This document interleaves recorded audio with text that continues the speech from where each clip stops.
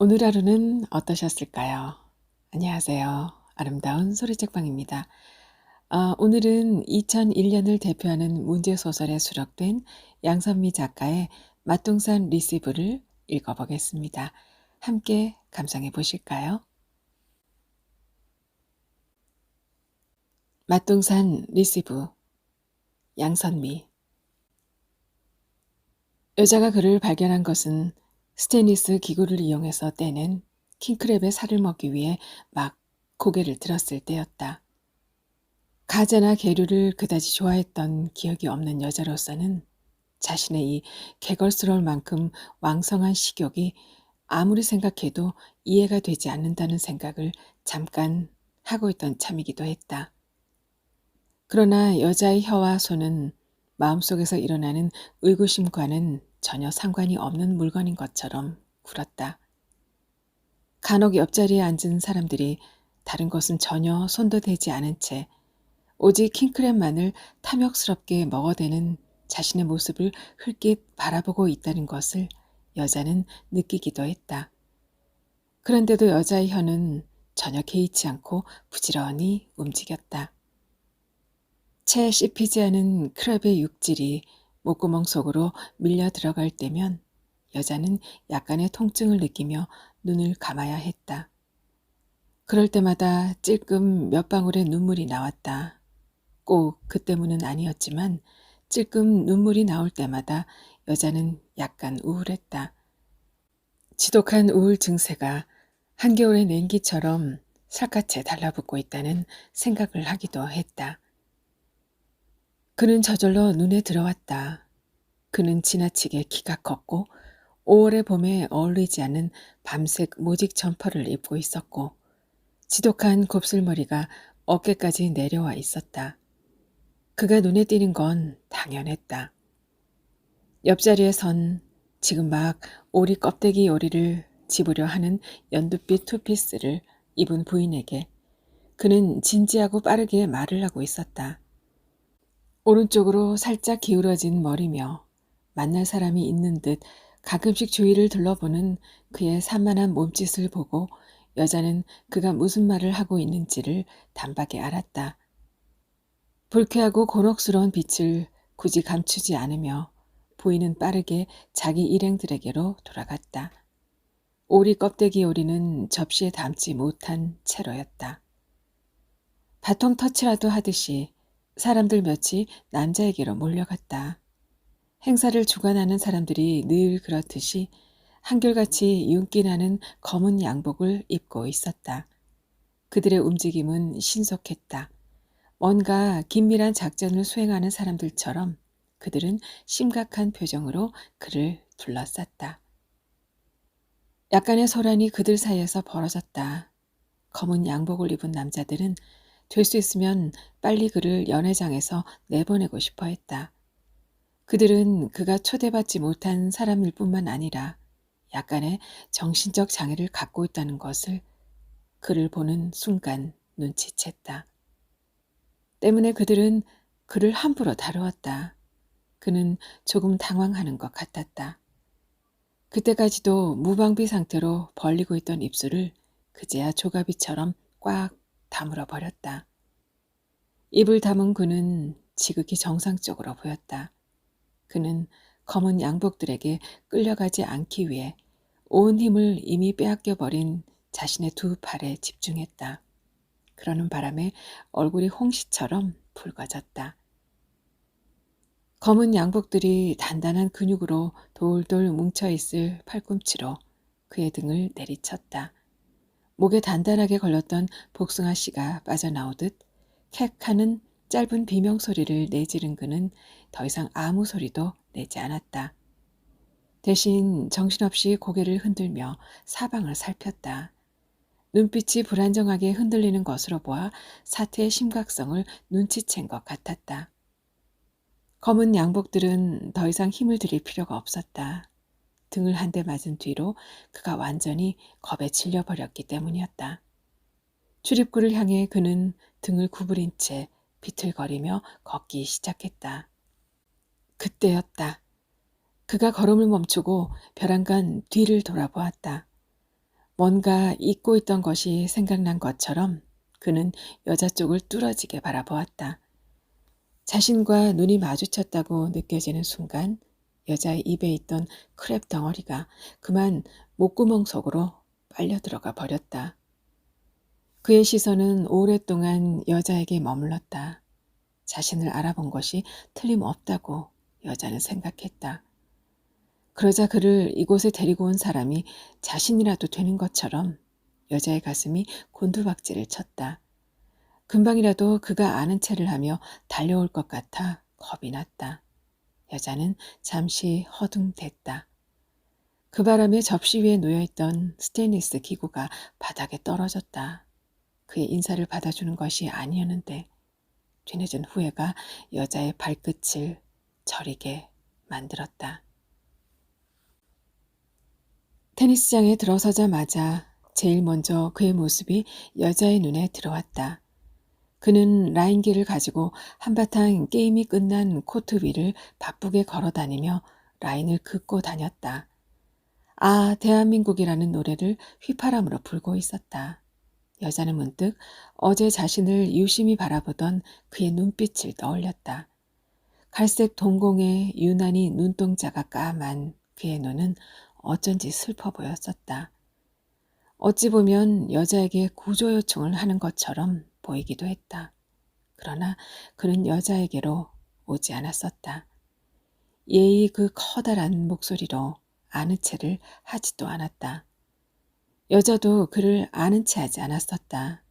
허리를 굽히고 바닥에 떨어진 스테인리스 기구를 주워들었을 뿐이었다. 그러나 아는 체하고 싶지 않았다고 해서 그에 대한 안쓰러움이 없었던 것은 아닌 모양이었다. 휘파람을 불며 라인을 긋고 있는 그를 보자 여자는 새삼 미안한 마음이 들었다. 혹시라도 어제 일에 대해 그가 섭섭한 마음을 갖고 따지기라도 하면 어쩌나 하는 우려가 빠르게 머리를 스쳐간 것도 사실이었다. 그러나 그런 우려는 막 라인 긋기를 끝낸 그가 여자를 향해 손을 흔들면서부터 없어졌다. 그는 레슨 시간에 늦은 여자를 가볍게 꾸짖었다. 그런 다음 커피를 마시겠냐고 물었다. 여자는 싫다고 했다. 그가 타주는 커피는 크림과 설탕을 너무 많이 넣어서 마시기가 힘들었다. 아무도 자신이 탄 커피를 마시려 하지 않는다는 것을 그도 알 것이었다. 그가 탄 커피를 마시는 사람은 테니스장을 처음 찾은 사람뿐이었다. 그런데도 그는 만나는 사람마다 커피를 마시겠냐고 물었다. 갑자기 그가 주위를 두리번거렸다. 예의 그 이야기를 시작하려는 신호였다. 그의 입술이 빠르게 달싹거리기 시작했다. 고개를 흔들며 눈을 찡그릴 때마다 왼쪽 이마에 깊이 베인 흉터에 짧은 주름이 잡혔다. 숨이 찬지 간혹 한숨을 쉴 때마다 긴 혀로 마른 입술을 죽였다. 벌써 몇 번을 들었건만 그의 표정은 처음으로 그 이야기를 꺼내는 것처럼 진지했다. 때문에 똑바로 자신을 향하는 그의 시선을 여자는 모른 채 할 수가 없었다. 여자는 그의 앞섭을 바라보며 적당히 고개를 끄덕였다. 정말이지 그의 눈은 바라보고 싶지가 않았다. 유난히 옅은 갈색 동공 때문이기도 하지만 분명 사팔뜨기는 아닌데도 불구하고 자신을 향하되 결코 초점이 분명하지 않은 그의 눈동자는 사람을 불편하게 하는 데가 있었다.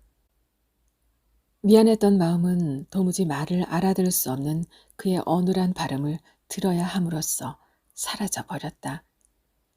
잠시나마 그의 말에 고개를 끄덕여준 자신이 한심스럽게 느껴질 정도였다. 그런 여자를 사람들이 흘끔거리며 지나갔다. 똑같은 얘기를 수백 번 반복하는 그나 꼼짝없이 붙들린 채 할 일 없이 이야기를 듣고 있는 여자가 한심하다는 눈빛이었다. 그러니까 건강하십시오. 라는 말이 들릴 때야 비로소 여자는 그의 얼굴을 바라보았다. 불결한 작은 거품들을 입술 끝에 묻힌 채로 그는 흐뭇한 미소를 짓고 있었다. 어설프고 불편한 미소였다. 경찰차가 테니스장에 들이닥친 것은 그때였다. 차에서 푸른 제복을 입은 경찰들이 쏟아져 나오자 돌연 그의 입술이 경련을 일으켰다. 긴장하고 있다는 뜻이었다. 간이 소파에서 커피를 마시던 사람들과 코트에서 복식 게임을 하고 있던 사람들이 의아한 눈빛으로 그들을 바라보았다. 굳이 뭔가 긴밀하고 심각한 표정을 짓지 않았다 하더라도 난데없는 출연만으로도 그들은 평온한 테니스장을 충분히 긴장시켰다. 그 중에서 가장 평정을 잃은 것이 그였다. 입술 끝에 매달려 있던 불결한 거품을 쉴 새 없이 혀로 닦아내는 그의 얼굴이 어느새 하얗게 질려 있었다. 갈색 눈동자는 초점을 잃은 채 허공을 향했다. 뭐라고 붙잡을 새도 없었다. 그는 정말 순식간에 여자 앞에서 사라져 버렸다. 허둥지둥 테니스장을 빠져나가는 그를 눈썹이 짙은 경찰 하나가 날카롭게 쏘아 보았다. 사람들은 일제히 테니스장 왼쪽을 바라보았다. 금방이라도 주저앉을 듯 싶은 디귿자의 검은 지붕이 눈에 들어왔다. 언뜻 보아서는 철판인지 기와인지 구별이 가질 않았다. 건물은 나무로 이루어져 있었다. 레일에 깔려있는 침묵 같은 느낌을 주는 나무였다.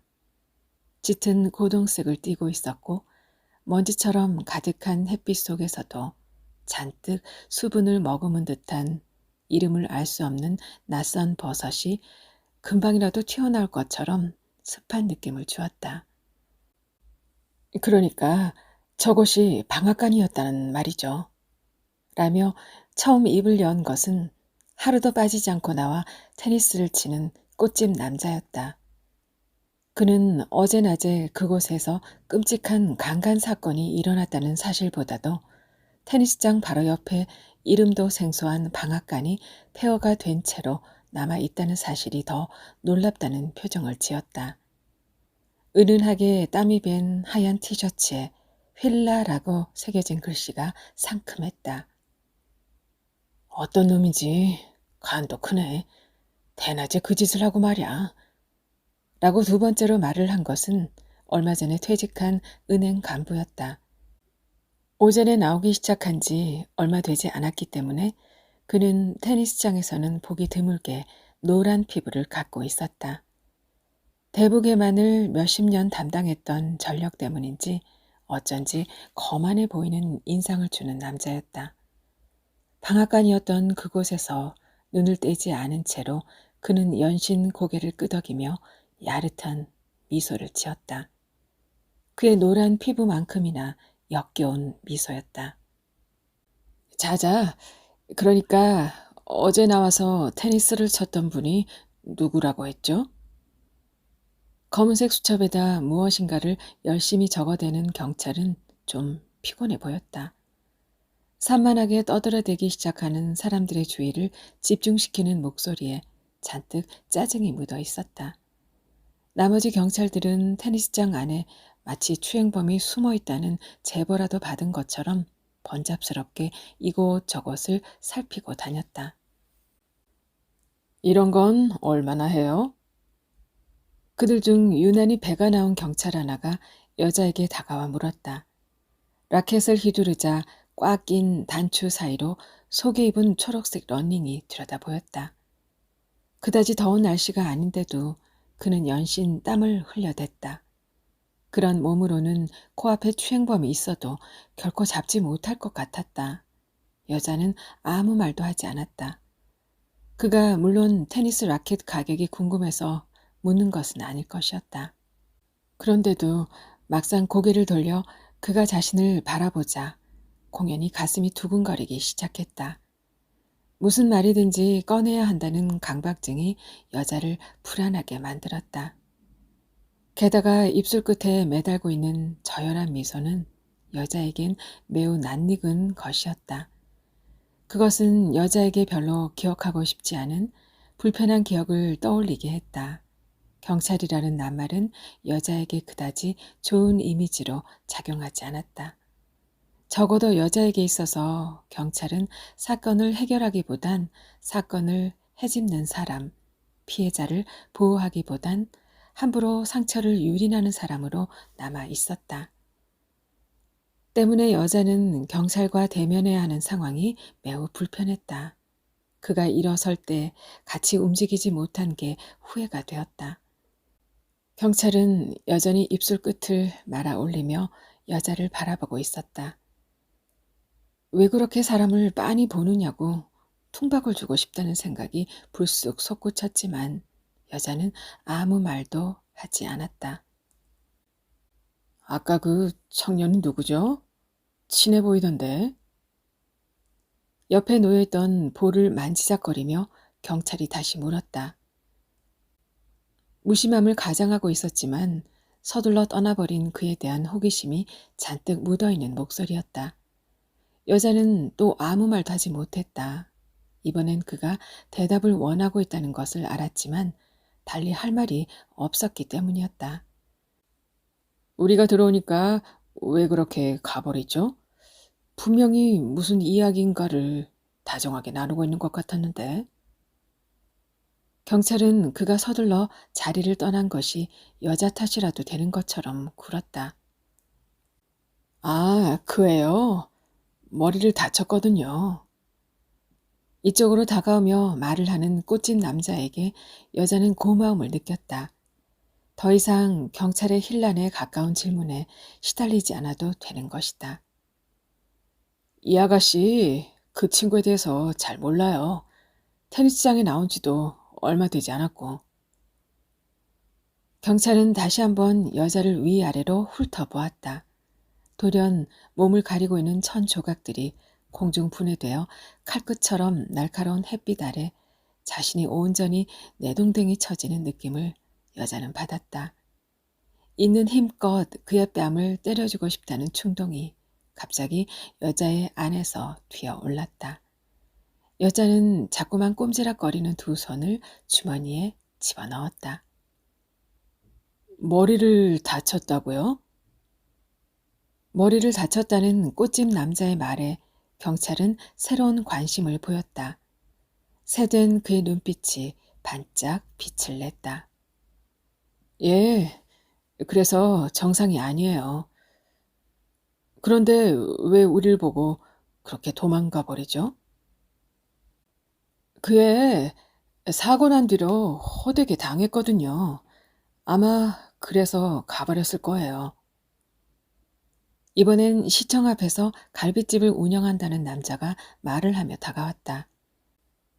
그래서 그 뒤론 경찰만 보면 지레 겁을 먹고 달아나는 거고요. 그에게 경찰 기피증이 있다는 사실은 여자도 처음 듣는 이야기였다. 그애 몇 년 전에 크게 오토바이 사고를 당했었어요. 친구랑 둘이 가다 하필이면 경찰차에 부딪혔는데 그 친구는 그 자리에서 즉사했고 그 애는 한동안 병원 신세 좀 졌죠.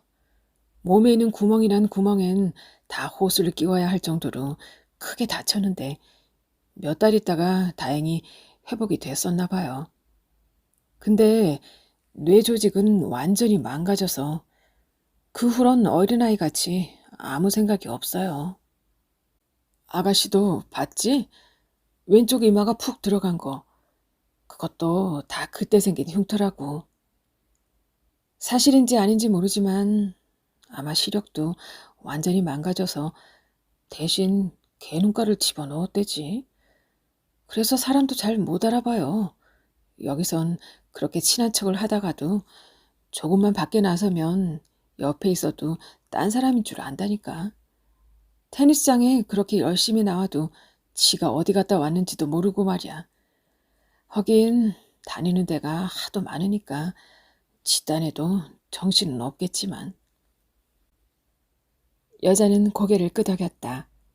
어제 연회장에서 자신을 보고서도 아는 체를 하지 않았던 이유를 그제야 알 것 같았기 때문이었다. 초점을 잃은 듯 멍하니 바라보던 눈빛이 유난히 갈색으로 빛나던 것까지도. 경찰차에 부딪혀서 사고가 났다고 그렇게 겁을 내나? 수긍할 수 없다는 듯 경찰이 고개를 갸웃거렸다. 한낮의 열기가 점점 더 바싹 마른 지표면을 달구고 있었으므로 말을 하면서도 그는 연신 땀을 흘려댔다. 아, 말을 끝까지 들으셔야지. 남자는 어느새 말을 놓고 있었다. 갈빗집을 운영하는 사람답게 그는 경찰에 대해 급작스러운 친밀감을 드러냈다. 문제는 그게 아니라니까. 사고 당시에 두 애가 다 만취 상태에 있었단 말이에요. 그런데 그 애들과의 직접적인 충돌을 피하느라 경찰차에 탄 양반들까지도 많이 다치고 말이에요. 그러니 경찰들이 가만히 있었겠어. 진상을 밝히느라고 혈안이 되었지. 근데 하나는 죽어버렸으니 누가 운전을 했느냐고 그 애만 달달 볶아대기 시작한 거야. 하긴 볶을 필요도 없이 너무 싱겁게 일이 마무리되긴 했지만. 어떻게 해요? 여자는 자신도 모르게 남자 옆으로 바싹 다가앉았다. 웬 생뚱맞은 참견이냐는 듯 축축해진 손수건으로 목덜미를 닦아내던 경찰이 뒤를 돌아보았다. 어떻게 되긴 당연히 그 애가 운전을 한 것으로 밝혀졌지. 죽은 애는 오토바이 면허증도 없었으니까. 물론 그의 부모가 난리를 치고 경찰서를 쫓아다녔지. 면허가 있긴 해도 면허를 따자마자 오토바이를 타다가 경미한 사고가 난 뒤로는 한 번도 운전대를 잡은 적이 없었다고 말이야. 실은 뒤에서조차도 타지 못할 텐데 술에 취해서 겁없이 따라 나섰다가 사고가 난 거라고. 하지만 다 소용없는 일이지. 오토바이가 엄연히 그의 거고 또 사고를 당한 경찰은 이미 병신이 돼서 밥줄이 다 끊겼으니 죽은 그 애라도 감옥에 집어넣고 싶은 심정일 텐데. 암튼 그렇게 되는 바람에 그 애네 집이 완전히 거덜났다니까. 아들내미 고쳐넣는다고 돈 쏟아 부었지. 또 합의하느라고 쏟아 부었지. 그럼 그 사람도 깨어난 뒤에 운전했던 사실을 인정했답니까? 글쎄, 그게 그렇다니까. 아, 도무지 기억이 안 난다는 거요. 한 것도 같고 안 한 것도 같고. 중요한 단서라도 잡은 것처럼 볼펜을 쥔 경찰의 손놀림이 빨라졌다. 사고가 일어난 것은 일요일 11시에서 2시 사이였다. 추행을 당한 아이는 초등학교에서 자전거를 타고 있었다. 아이는 늘 그곳에서 놀았다. 아이의 엄마가 소프트 아이스크림을 팔고 있는 주택은행과 등기소가 있는 삼거리는 아이가 놀기에는 적당하지 않은 곳이었다. 리어카 앞쪽으로 약간의 공터가 있기는 했지만 주차를 하고 또 빠져나오느라 백을 하는 차량들로 조심스럽기는 마찬가지였다. 게다가 휴일이었고 날씨마저 너무 더웠기 때문에 그날따라 아이스크림을 찾는 사람들로 아이의 엄마는 정신을 차릴 수가 없었다고 했다. 때문에 아이의 엄마는 11시쯤에 삼거리에서 멀지 않은 곳에 있는 학교 운동장으로 아이를 데려다 주었다. 그 학교에 있는 병설 유치원에 다니고 있었으므로 아이 또한 복잡한 삼거리에서 오가는 사람들을 바라보느니 넓은 운동장에서 자전거를 타는 편이 훨씬 낫다고 좋다 했다고 했다. 2시가 되었을 때야 아이의 엄마는 그때까지 아이가 아무것도 먹지 않았다는 사실을 깨달았다. 옆에 있는 붕어빵 장사에게 포장마차를 부탁하고 아이의 엄마는 갓 구운 붕어빵 봉지를 든 채 부랴부랴 운동장으로 향했다. 아이는 없었다. 아이가 타던 손잡이에 수실이 달린 자전거는 그곳 초등학교에 다니고 있는 남자아이들이 번갈아 타고 있었다. 벤치에 앉아 엄마는 아이를 기다렸다. 그러면서 좀처럼 모습을 나타내지 않는 아이에 대해 조금 짜증을 느꼈다. 바삭하던 붕어빵이 점점 식어 흐물흐물해진 다음에야 아이의 엄마는 아이를 걱정하기 시작했다. 그제야 학교에 이곳저곳을 살피고 다녔지만 아이를 찾을 수는 없었다. 아이의 엄마는 당황하기 시작했다. 아이가 한 번도 있으라는 곳에서 벗어난 적이 없었다는 사실도 그제야 떠올랐다. 운동장에서 놀고 있는 애들에게 아이의 엄마는 달려가 묻기 시작했다. 놀기에 열중해 있던, 온몸에 땀과 먼지를 뒤집어 쓰고 있던 애들 중 없어진 아이를 기억하고 있는 애는 하나도 없었다.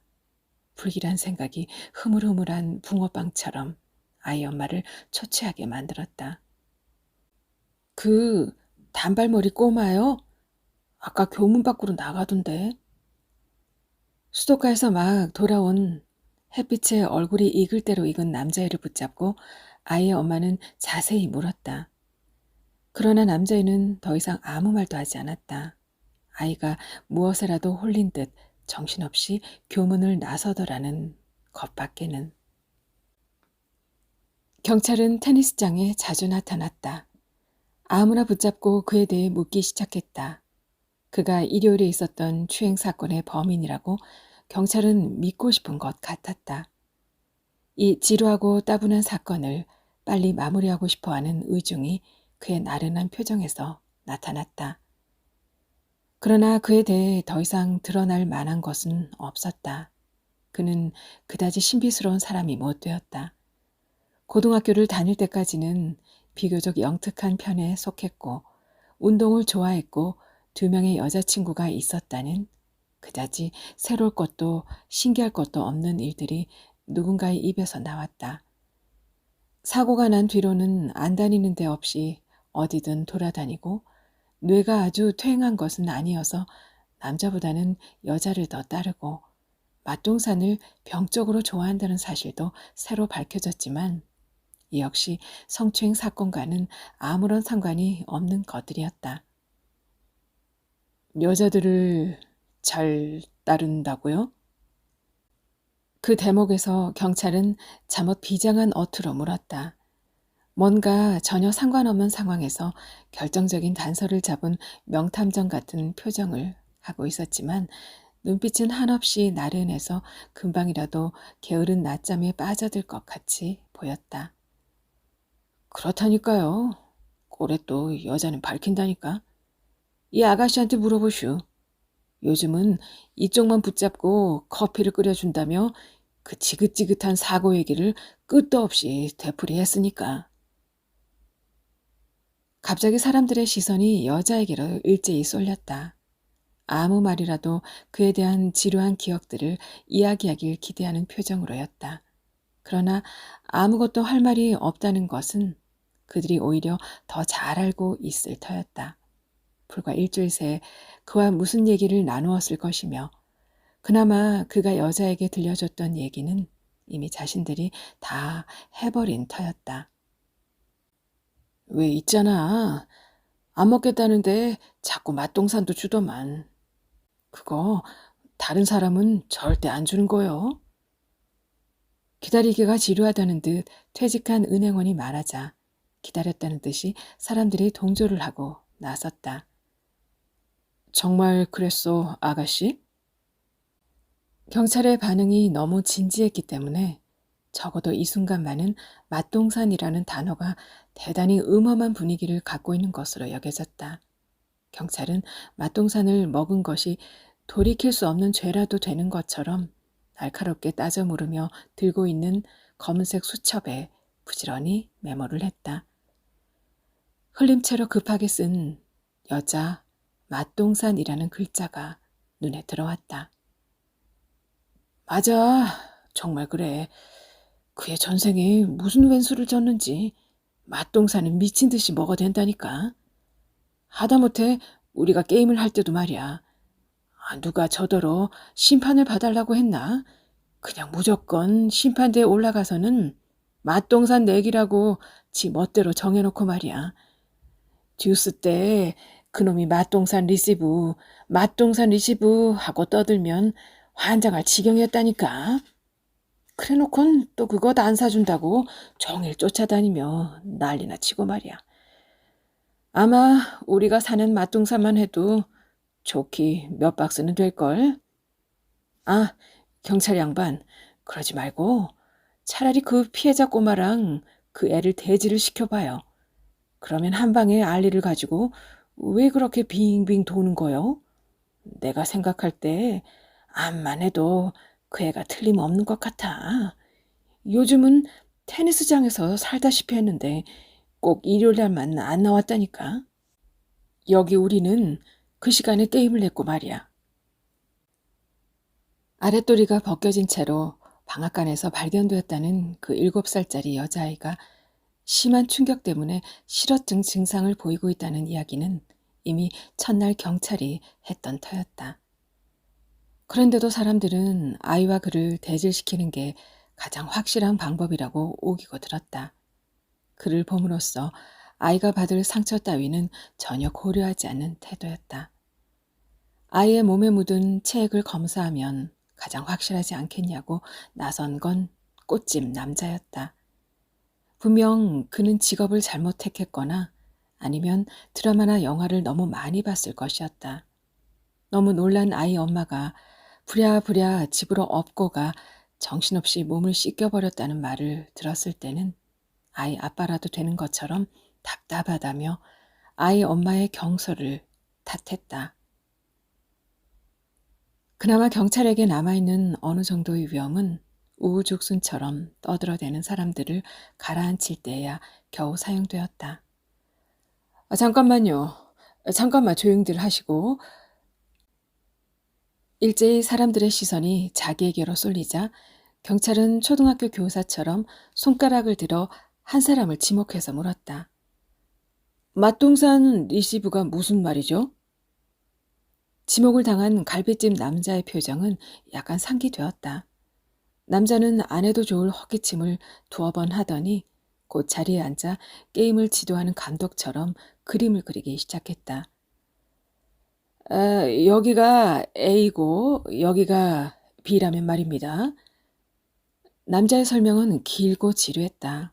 때문에 말의 허리를 자르고 경찰이 나름대로의 결론을 내린 것은 당연했다.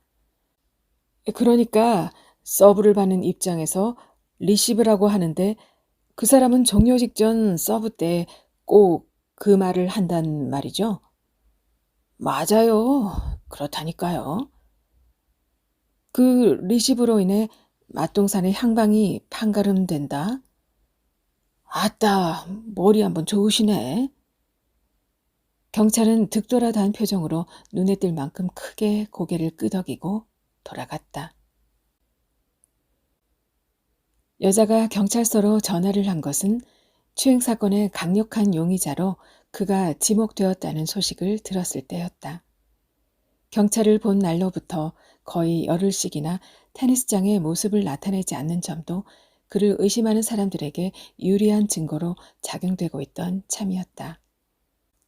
그러니까 그 애가 그 시간쯤에 예식장 필요한 자리에 있었다. 그러나 혼잣말을 중얼거리던 경찰이 처음 뱉은 말은 그의 행방에 대한 궁금증이 아니었다. 무슨 관계슈?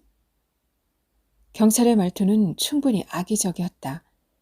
경찰은 그가 그 당시에 필요 현장에 있었다는 사실보다도 새로운 사실을 제보하려고 하는 여자에 대해 미심쩍어함을 굳이 감추지 않았다. 그 사람과는 잘 알지도 못한다면서 법원에 나와 증인이 돼줄 수 있겠어? 경찰의 딱딱한 말투는 적어도 여자에겐 위협적으로 느껴졌다. 그래도 그날 필연에 갔었다는 걸 전혀 기억 못하던데 아가씨가 어떻게 그렇게 잘 알지? 그러니까 그 애가 정확히 11시서부터 2시까지 피로 현장에 있었다.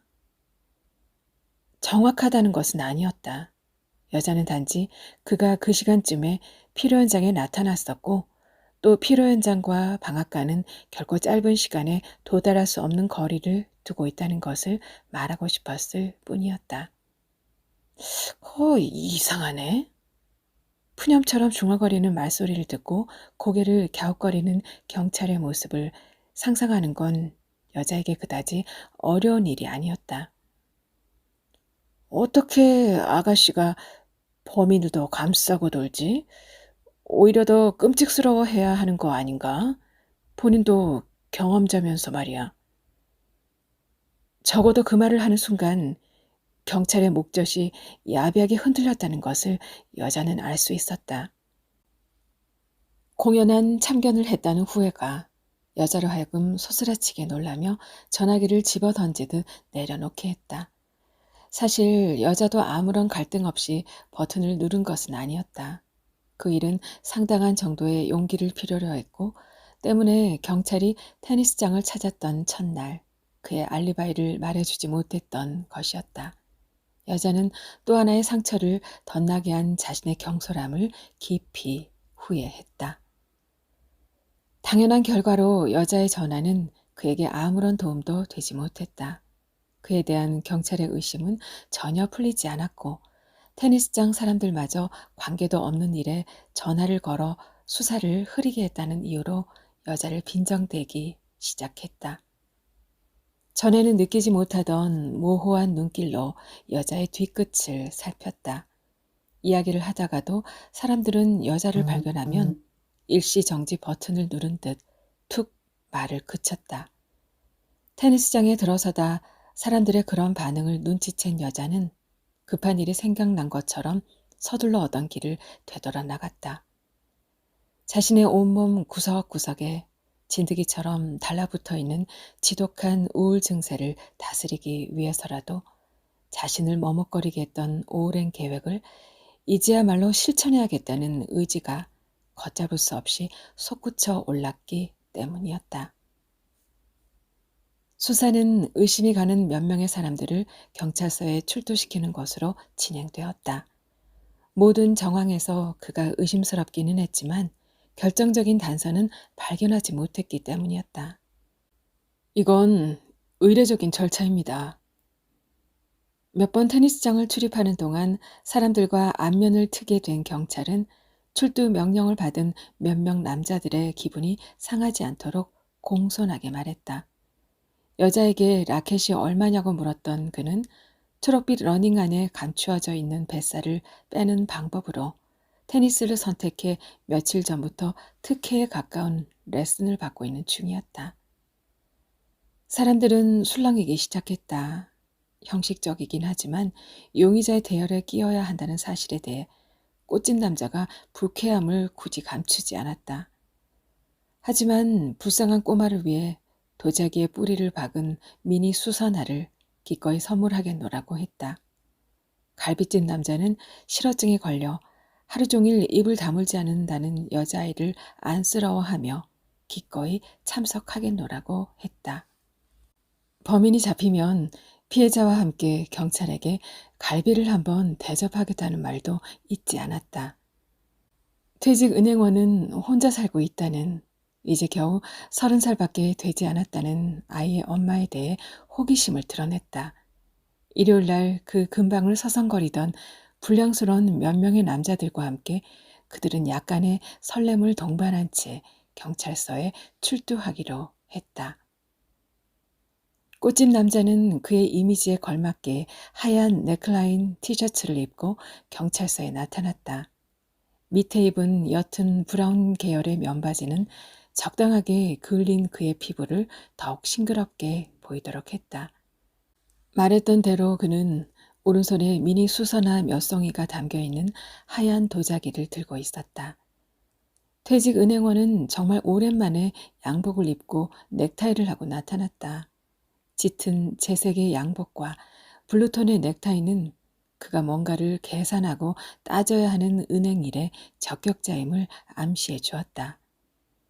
경찰서 안으로 들어서며 그는 바지에서 잘 접혀진 피에르 가르댕 손수건을 꺼내 세련된 몸짓으로 이마의 땀을 닦아냈다. 출두 시간이 조금 지났을 때 갈비찜 남자가 모습을 나타냈다. 중요한 단체 손님 때문에 늦었다며 그는 허둥지둥 사무실에 들어섰다. 아는 게 아니라 그가 입고 있는 사파리와 체크 바지에서 고소하고 기름진 갈비 냄새가 먼지 떨어지듯 쏟아져 내렸다. 그때까지 점심을 해결하지 못한 경찰들에게 호탕하게 인사를 건네며 그는 오늘이라도 당장 소갈비를 대접하겠다고 흰 소리를 했다. 제일 늦게 나타난 것은 그였다. 스스로 모습을 나타냈다기보다 그는 거의 끌려서 경찰서에 왔다. 여전히 짙은 밤색 모직 점퍼를 입고 있었고 며칠 동안 감지 않은 지독한 곱슬머리가 번들번들 윤기를 내며 두피에 착 달라붙어 있었다. 가뜩이나 초점이 없는 그의 갈색 눈동자는 쉴 새 없이 흔들렸다. 그의 왼손에 복주머니 모양으로 쥐어있는 덕용 사이즈의 맛동산 봉지가 유별나게 붉었다. 그는 정신없이 맛동산을 먹어댔다. 한 주먹 가득 들어있던 맛동산을 먹기 위해 입을 벌릴 때 그는 좀 혐오스럽게 보였다. 채 부서지지도 않은 맛동산이 그의 입을 넘어갈 때마다 목구멍이 통째로 개구리를 삼킨 뱀의 허리처럼 불룩해졌다.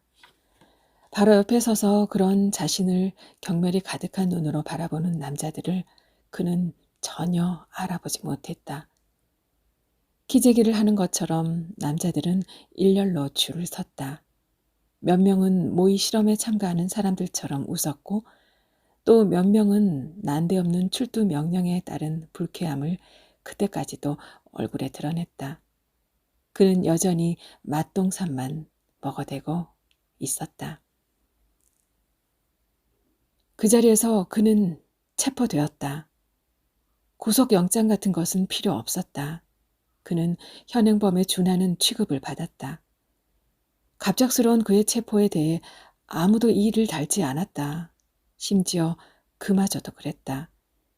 두 손에 수갑이 채워지는 그 순간에도 그는 유난히 붉은 빛깔의 맛동산 봉지를 손에서 놓지 않았고 이번엔 두 손으로 허겁지겁 맛동산을 입속에 집어넣었을 뿐이었다. 그 바람에 입 주변에 묻은 과자 부스러기와 참깨들로 인해 그는 다운 증후군 환자 같은 인상이 되었다. 그를 발견한 이후로 이중률이 저 안쪽에서 아이는 계속해서 토하고 있었다. 아이의 눈에 젤리 같은 눈물들이 길게 매달렸다. 가뜩이나 아무것도 먹은 것이 없는 입에서는 수초 같은 위산들이 개구리 알처럼 조밀하게 뭉쳐진 채 뭉텅뭉텅 떨어져 내렸다. 물론 조금 정확하게 말하자면 아이의 급격한 불안을 유도한 것은 그가 아니라 그의 손에 들려있는 맛동산 봉지였다.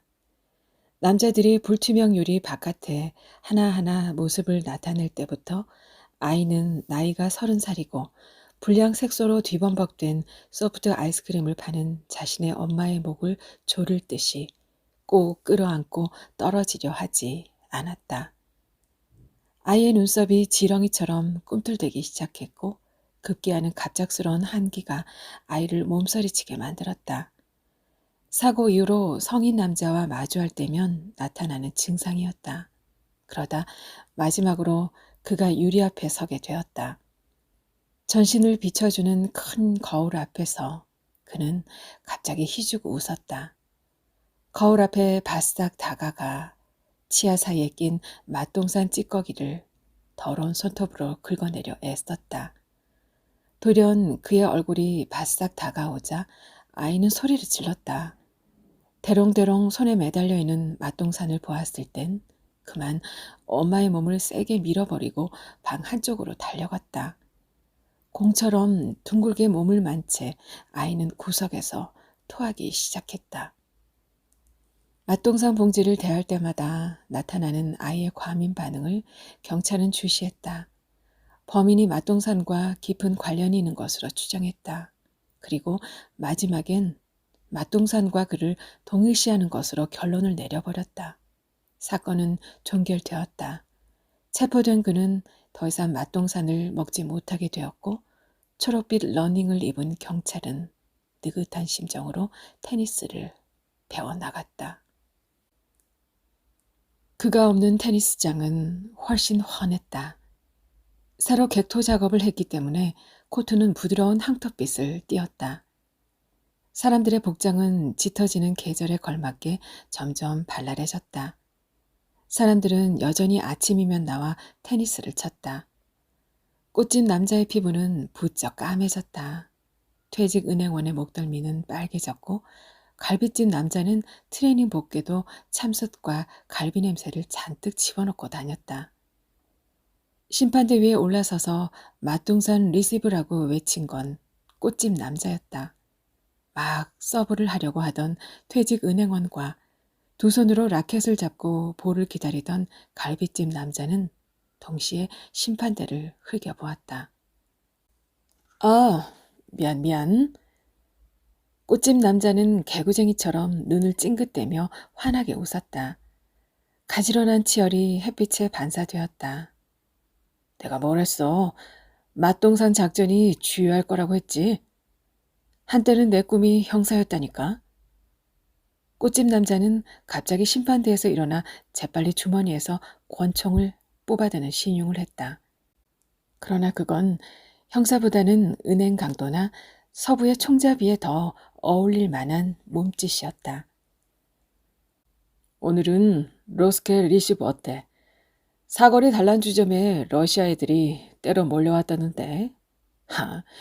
그것들 미끈하게 빠진 게 꼭 갓 잡아올린 학꽁치 같다니까.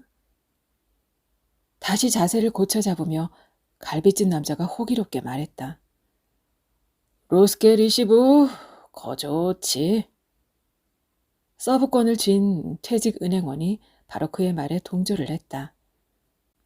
그럼 나는 허리를 구부린 채 밑을 내려다보며 꽃집 남자가 퉁명스럽게 소리를 질렀다. 알았다고. 대신 이번엔 심판이나 잘 봐. 또 슬그머니 빠져나가지 말고 다음엔 절대 도와주지 않을 테니까. 내가 이번에 그놈의 거짓말 하느라고 간이 다 오그라들었다니까. 그래, 맞아. 퇴직은행원의 말에 이번엔 갈비집 남자가 동조를 하고 나섰다. 꽃집 남자는 머리를 긁으며 멋쩍게 웃었다.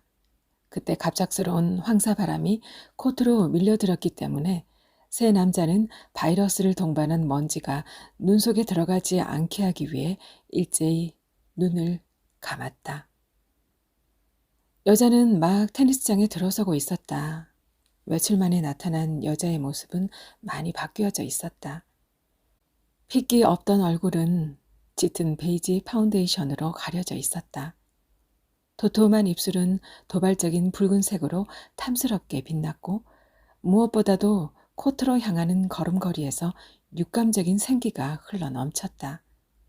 며칠간의 입원 끝에 병원을 나서던 여자는 산부인과 전문의로부터 천여막 재생수술이 완벽한 성공으로 끝났다는 최종 진단을 받았다. 오랜 변비에서 해방된 것처럼 여자는 날아갈 듯이 몸이 가벼워짐을 느꼈다. 거센 황사바람에도 여자는 눈을 감거나 몸을 돌리지 않았다. 머리카락이 자유분방하게 날리는 것을 즐기며 내세적인 표정으로 위를 한번 바라다 보았을 뿐이었다. 그때 테니스장 왼쪽에 위치한 침묵 같은 나무로 이루어져 있는 지금은 폐쇄된 방앗간에서 돌연 붉은 새 한 마리가 튀어오르는 것을 여자는 발견했다. 눈을 감고 있는 새 남자의 머리 위에서 잠시 몸을 비틀던 그 맛동산 봉지가 곧 황사바람 속으로 깊이 빨려 들어가는 것을 일별한 후 여자는 라켓을 휘두르며 레슨 준비를 했다. 네, 양선미 작가의 맛동산 리시브 함께 감상하셨습니다. 어떤 동네에서 일어난 어린이 성추행 사건을 둘러싼 이야기인데요. 주변에서는 정신적으로 어려움을 겪고 있는 한 청년을 용의자로 지목하는데 청년이 일하는 테니스장에 다니는 여성은 무죄를 입증할 알리바이를 제공하려 하지만 자꾸만 벽에 부딪힙니다. 그리고 청년은 점점 범인이 되어가네요. 저는 다음 시간에 또 다른 소설 이야기로 찾아뵐게요. 그때까지 행복한 시간 이어가시길 바랄게요. 여기는 아름다운 소리책방이었습니다.